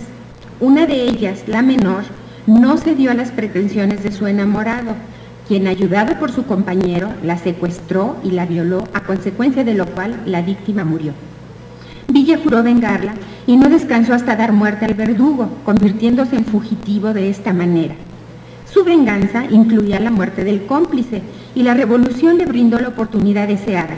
Villa se sumó a los rebeldes y poco a poco, de forajido, se convirtió en comandante en jefe de las fuerzas constitucionalistas. Finalmente llegó la batalla de Torreón y al meterse Villa en la refriega del campo de batalla, se topó con el hombre que buscaba. Saldó así su deuda de honor al matar al federal fugitivo. Aquel que había sido forajido era aclamado como el futuro presidente de México. Y se acaba la película. Gente que conoció a Villa refuerza la versión de que a este le gustaba dar distintas versiones de un mismo hecho y salpicar con anécdotas sus relatos. Por si hubiera dudas, Aurelio de los Reyes lo viene a confirmar, apoyado en periodistas, cinematografistas y actores. Ahora bien, no sugiero que toda la historia que Villa contó sobre sí mismo sea mentira, solo que esta primera etapa de su vida es artificial. Quizás su pasado inmediato le resultaba atroz y optó por recomponerlo en forma confusa, sabiendo que de ese modo contribuía a forjar su leyenda en el sentido más amplio de la palabra, cuando la historia se desfigura por la tradición. Y a fuerza de tradición, o sea, la transmisión oral, durante largo espacio de tiempo, cortó con el lazo que legalmente lo unía a su pasado, su nombre. Las memorias y la hoja de servicios del general Villa fueron utilizados por Martín Luis Guzmán y dieron la base al grueso volumen novelado de las memorias de Pancho Villa. Cito nuevamente a Luis Aguirre Benavides. Las memorias que Bauche escribió, yo no sé por qué conducto llegaron más tarde a manos de Martín Luis Guzmán, y seguramente fueron la base, junto con las pláticas que tuve con Martín Luis, de su interesantísimo libro Memorias de Pancho Villa. El material del que Guzmán se sirvió abarca hasta el capítulo 5 de su libro, donde, haciendo caso omiso del texto original, introduce de motu propio una serie de anécdotas acordes a su calidad de literato, alterando e inventando el contenido para adecuarlo a su particular interés. De tal suerte contribuye a la leyenda negra de Villa, poniendo énfasis en la crueldad de este y en su gusto por las mujeres, lo que desde luego el general no menciona en las memorias. A través de sus memorias, Francisco Villa quiso además dejar testimonio de su actuación en el movimiento armado. La parte más bella del escrito es precisamente el prólogo, que ya les he leído y que muestra la otra cara de Villa, el ser humano, sentimental, que deja de lado el inverosímil y mítico. Martín Luis Guzmán ignoró ese extraordinario prólogo por alguna razón. Finalmente haré referencia a las otras memorias o apuntes biográficos del general Villa, tomados en taquigrafía por el coronel Miguel Trillo, quien fuera su secretario en la hacienda de Canutillo. Este material probablemente incluye toda la vida de Villa hasta 1920 o 23, y debió estar mejor preparado que el anterior, dado que se realizó en tiempos de paz, cuando Villa, establecido en la hacienda de Canutillo, gozaba de tranquilidad y pudo meditar y reflexionar sobre su vida pasada. Es de lamentar que este trabajo permanezca desconocido. Trillo murió en el mismo atentado que Villa en 1923 y es muy probable que los apuntes taquigráficos reúnan, insisto, toda la vida del caudillo. Desgraciadamente no han podido ser descifradas, ya que a los signos taquigráficos corrientes Trillo agregó otros de uso propio. Al dictar las memorias, Villa quiso dar a conocer su verdad, aquella verdad que justificaba su actuación revolucionaria, aquella que en íntima convicción juzgó oculta y desvirtuada. Alguna vez Villa dijo a Ramón Puente: demasiado sé yo la multitud de cosas que se dicen de mí, pero la realidad no es la que escriben los periódicos. Le voy a platicar algunos hechos para que usted los guarde en su memoria y los diga alguna vez como yo no los podría decir porque soy ignorante. Ladrón, abigeo, proscrito, revolucionario y héroe, Pancho Villa entró en la historia precedido del mito y la leyenda que él mismo construyó. Gracias.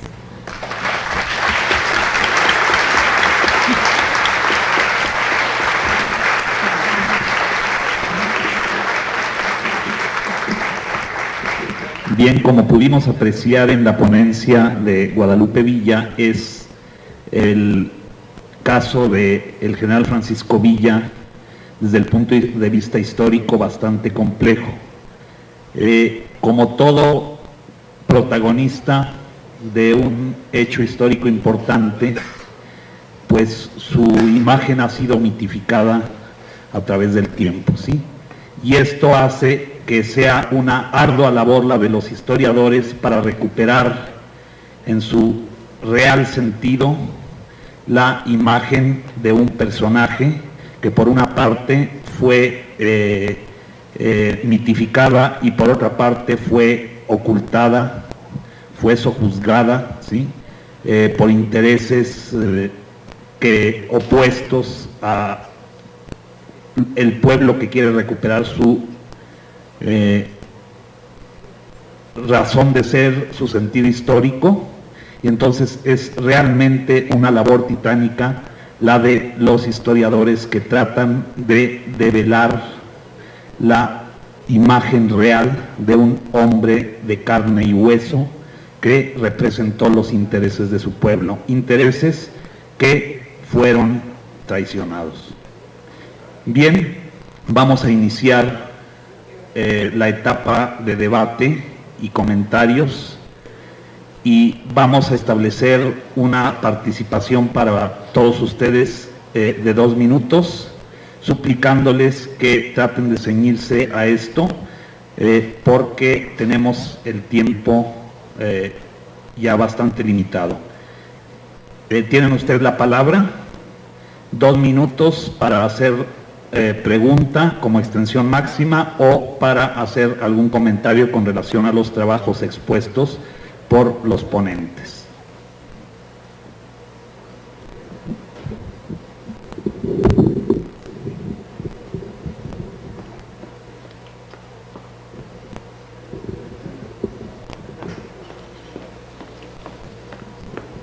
Yo quisiera preguntarle al licenciado Herrera Valenzuela,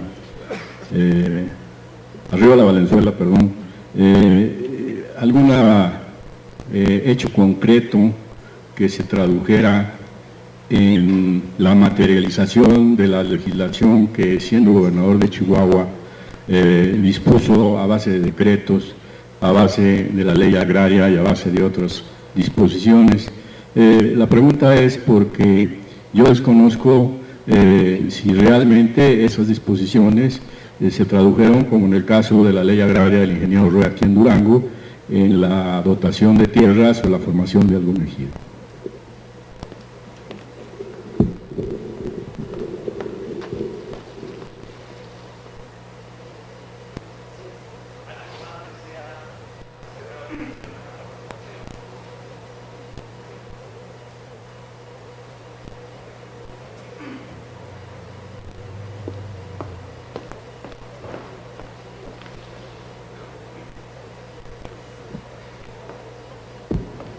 La idea de mi participación es hacer reflexiones y a la vez una pregunta, en este caso a los 3 integrantes de la mesa. Concatenando el movimiento revolucionario con nuestro momento actual. Nuestra revolución iniciada en 1910 y que tuvo como propósito fundamental el reivindicar al pueblo y a 84 años casi de iniciar este movimiento, yo he investigado y he obtenido los siguientes datos, los cuales me preocupan, los pongo a consideración de ustedes y la pregunta luego para los ponentes, concatenando el movimiento con la época actual. Primero, a casi 84 años de iniciar el movimiento, vivimos en México una grave, injusta distribución de la riqueza nacional, donde el 85% de la población disfrutamos del 50% de la riqueza y otro 15% disfruta también del otro 50% de la riqueza. Segundo, ¿por qué tenemos en este momento en México 5 millones de mexicanos analfabetas absolutos? ¿Por qué tenemos 14 millones de mexicanos que no saben leer y escribir?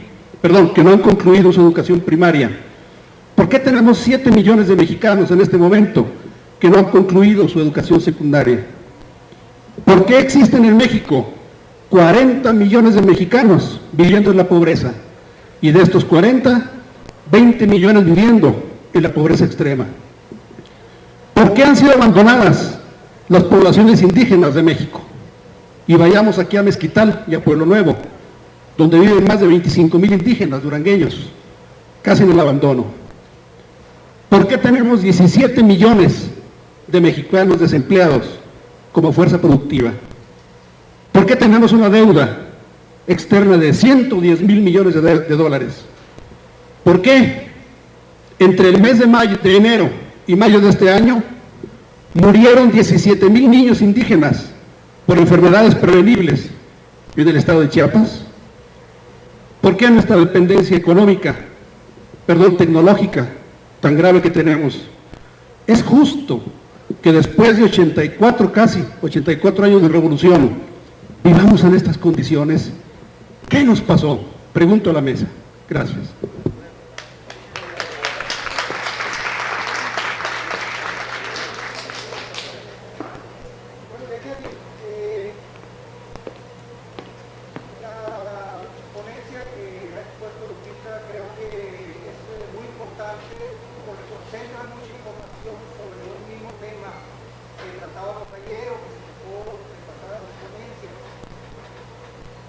que es lo referente al origen de Francisco Villa, al origen de su nombre. Yo creo que los datos que está ofreciendo Lupita, bueno, tienen que investigarse más a fondo, porque sería muy importante definir históricamente o bien tomar una decisión histórica sobre el origen de Francisco Villa. Yo al menos voy a considerar mucho estas propuestas, estas metodologías para su investigación. Y quiero hacer el comentario sobre Vida Nueva. Efectivamente, durante los días que tuvo lugar el enfrentamiento en Celaya, durante esos días, Vida Nueva pospuso días y días y días de información. Y solamente estaba hablando de que estaba próximo el combate definitivo en el que las fuerzas realistas serían definitivamente derrotadas. No recuerdo, creo que tarda casi 2 semanas en anunciarse a través de Vida Nueva que las fuerzas realistas han sido derrotadas. Y en ese sentido, yo nada más quería agregar lo que he dicho Lupita. En ese aspecto, Vida Nueva sí cancela, pero sí también quería hacer la aclaración porque yo ayer dije que era un periódico muy importante. Creo que salvo ese tipo de cuestiones que son muy comprensibles desde el punto de vista estratégico militar, creo que en los otros aspectos Vida Nueva es un material documental de primerísima importancia como fuente de información.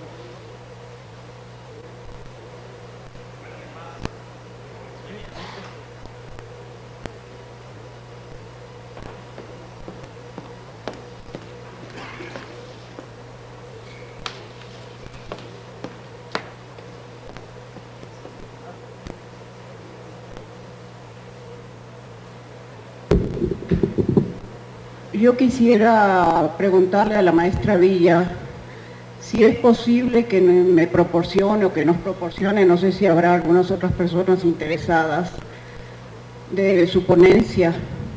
Yo se la pido con el objeto de que me autorice a que sea publicada en el extranjero, concretamente en el Uruguay. Gracias.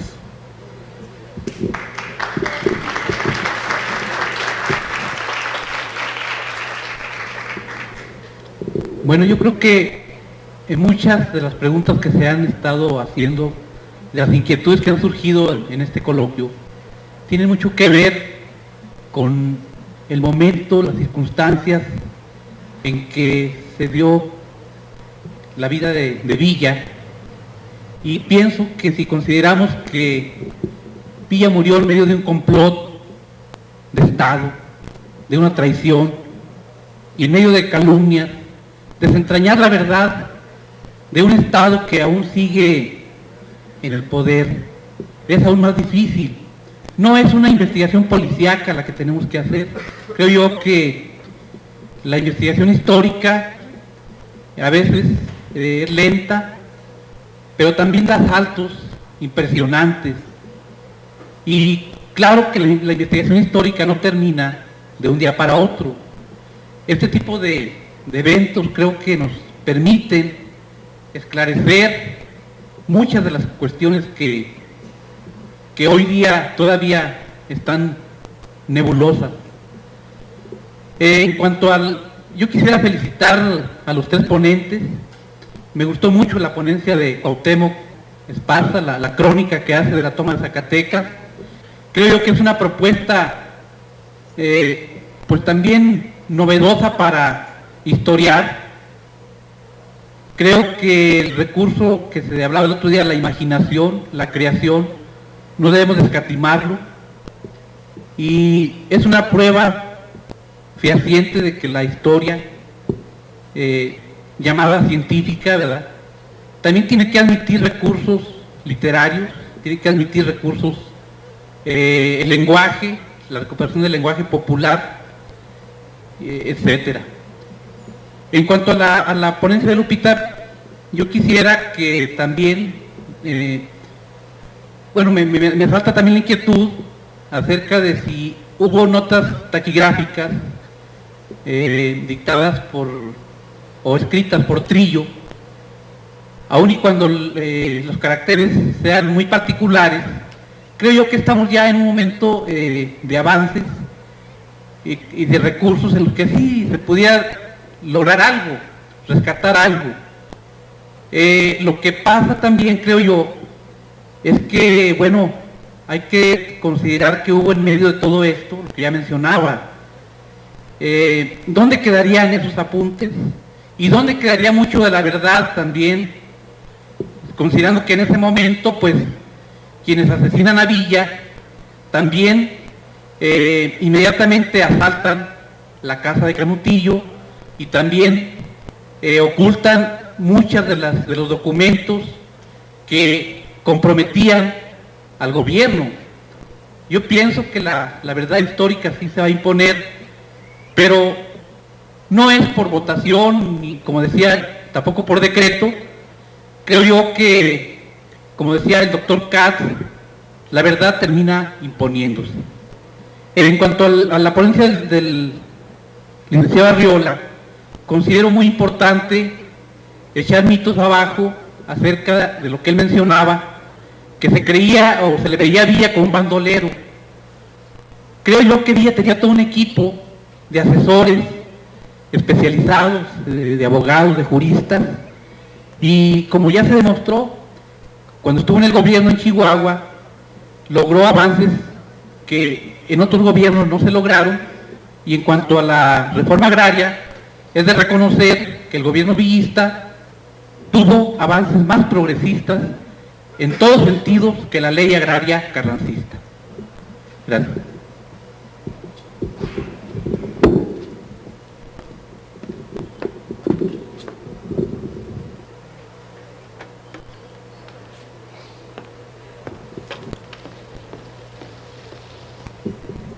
Bien, con esta participación cerramos esta ronda y voy a pasar el micrófono para que inicien la contestación de las preguntas que se hicieron o alguna referencia a los comentarios emitidos por ustedes. Voy a pasar el micrófono primeramente a la maestra Villa.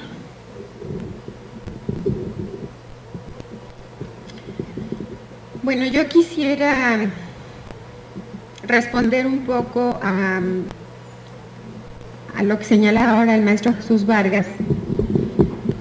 Bueno, a mí me parece que ayer tú lo señalaste muy bien cuando citaste a Nelly Campobello, quien dijo que Villa no necesitaba de esas historias para ser lo que fue.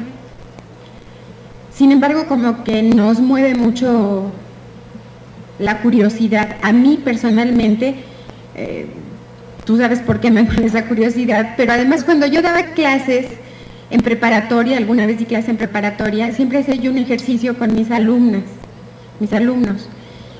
y preguntaba que a quién le gustaba la historia, que levantara la mano al que le gustara la historia. Nunca vi manos levantadas, no les gustaba la historia, cómo se las enseñaban. Y yo les decía, como que no le encontraban fines prácticos, y yo les decía hacer un ejercicio. Bueno, traigan para la próxima clase el árbol genealógico de ustedes, el más inmediato.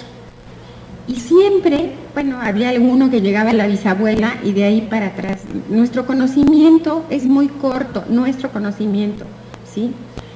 De nuestra familia, de nuestro entorno. Y entonces ahí como que les metí ahí un poco el gusano de que, bueno, para algo sirve la historia, ¿verdad? Por lo menos para saber nuestras raíces. Ayer señalabas tú también que mientras no hubiera un documento que probara lo contrario, pues había que darle cierta credibilidad a Villa. Sin embargo, mientras más uno ve las memorias y las analiza y compara con las nuevas investigaciones, pues va perdiendo credibilidad mi general. Y yo creo que también hay que darle credibilidad a alguien que lo ha venido estudiando durante 20 años, como fue el doctor Katz, ¿verdad? Cuando él señalaba que él pensaba que el episodio tan romántico de la hermana, bien podía ser mentira, porque apenas unos cuantos años después de que él se entre en la proscripción, no lo acusan de eso, sí lo acusan del robo, de avigeo, pero no de eso. Entonces sí hay muchas interrogantes como para suponer que Villa deliberadamente quiso meternos en un lío a los historiadores. Por otro lado, yo tuve oportunidad de leer, de anotar y de registrar con mucho detenimiento Vida Nueva. Pasé mucho tiempo yo en la ciudad de Chihuahua, bueno, iba y venía. No me quedé ahí viviendo, pero iba y venía con mucha frecuencia por dos razones. Primero, porque en el Instituto de Investigaciones José María Luis Mora estábamos trabajando en un proyecto de historia regional y a mí me correspondió trabajar junto con otra compañera, Graciela Altamirano, Chihuahua. Hicimos una compilación, una antología que me gustaría recomendarles, además de los libros que les recomendó ayer Jesús, no porque la haya hecho yo, sino porque ahí, aunque es una historia de Chihuahua, se compendia mucho del pensamiento social de Francisco Villa, ¿sí? No solamente sus estudios agrarios, sino también durante su periodo de 1916 a 1920, todos los manifiestos que él va publicando y que nos enseñan mucho de la historia de este hombre. A mí me llamaba mucho la atención porque, claro, el periódico, yo no le estoy restando méritos a Vida Nueva, es un periódico fundamental y muy importante para entender al villismo también y lo que estaba sucediendo en el país. Lo que pasa es que quien no conozca con cierta profundidad el periodo histórico, sí puede engañarnos, ¿eh? Es un periódico muy engañoso, porque yo encontré, no solamente es el periodo de las batallas, claro, ese es un periodo que da mucho para convencer a la gente en Chihuahua que están ganando cuando están perdiendo, Y yo creo que es una razón estratégica y muy válida del general, ¿no? O sea, si lo vemos ahora, cómo se maneja la información, pues mucho más en aquel momento. Entonces, bueno, esa era toda mi anotación a Vida Nueva, y en cuanto a proporcionar mi escrito, como no, con mucho gusto. Tiene un pequeño problema, le faltan acentos y ñes, aunque se los he estado poniendo con tinta. Me prestaron una computadora que el teclado está en inglés y no supe cómo ponérselo en español, pero como no, con mucho gusto. Perdón, de una vez termino. En cuanto a la pregunta de Mauricio Yen sobre dónde están los apuntes taquigráficos de las memorias de Villa, las que dictó a Trillo, las tiene Celia Villa, hija del general. Ella vive actualmente en España, está pensando trasladarse a vivir en la Ciudad de México, porque vive sola y es una mujer grande, se siente enferma, teme que si muere no haya quien vea por ella, y entonces se quiere ir a la Ciudad de México. Yo intentaré convencerla, porque me han propuesto también en la universidad un programa de computación para que por repetición de signos. El problema es que Trillo, porque uno dice, bueno, pues debió de haber usado Pigman Gregg y ahí se acabó. Lo que pasa es que Trillo tenía una academia para señoritas y quiso revolucionar la taquigrafía, entonces inventó un montón de cosas, y el problema es que están a lápiz. Y el problema con la taquigrafía lápiz es que, por ejemplo, algunos signos taquigráficos, no sé si en la Pigman o en la Gregg, son más fuertes. Hay los mismos signos, pero más claros o más fuertes. Entonces ese es un problema también que con el tiempo, últimamente no he visto esos cuadernos, el doctor Katz los vio, yo los vi, le proporcioné algunas fotocopias para ver si se podían transcribir. Y no, así nos resulta muy difícil, pero yo espero que si ella accede y se puede llevar a cabo este programa por computación de repetición de signos, pues podríamos tener probablemente una historia de Villa más completa.